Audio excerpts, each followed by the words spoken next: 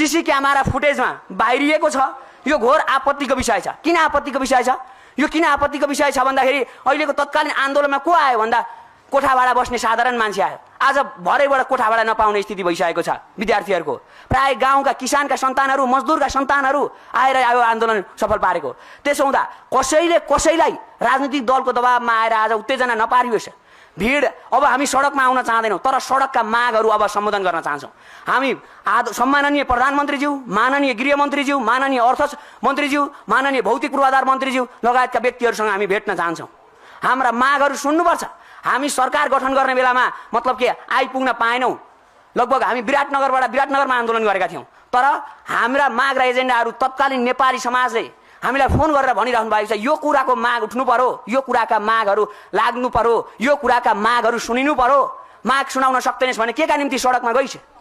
सडकमा के का निम्ति गइस्? तँलाई कसले पठायो सडकमा?